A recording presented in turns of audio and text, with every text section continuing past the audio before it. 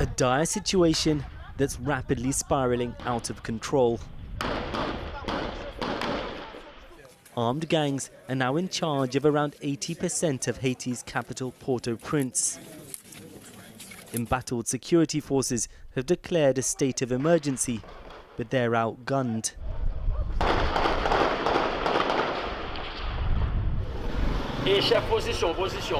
Gang leader and former police officer Jimmy Barbecue Cherissier has united rival warring factions against the government. He now sounds like a politician himself.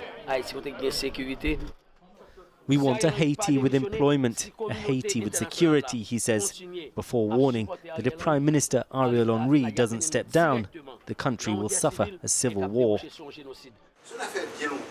Ariel Henry, who leads an unelected, supposedly interim government, is not in the country after his plane was prevented from landing.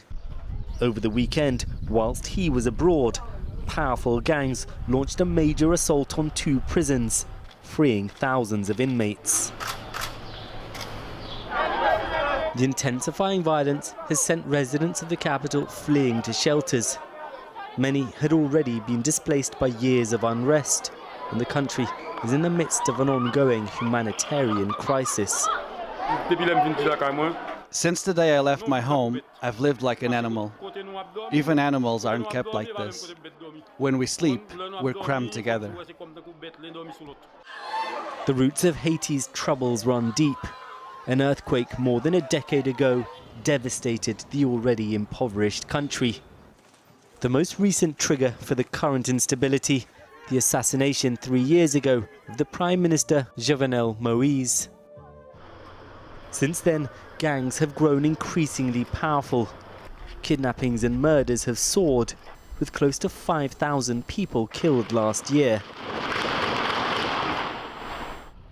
An international peacekeeping force led by Kenya was touted as a solution, but was held up by legal challenges in the African nation. Haitian Prime Minister Ariel Henry was there when the gangs launched this offensive. The gangs seem to be sending a message to discourage Kenya and other contributing countries to the mission of sending security personnel to Haiti, as they are showing their ability to coordinate brutal and simultaneous attacks.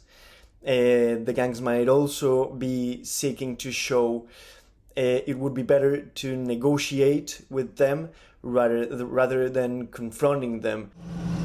There's a troubled history of foreign intervention in Haiti, but many in the country are now so desperate they'll support anything that can help restore some semblance of security.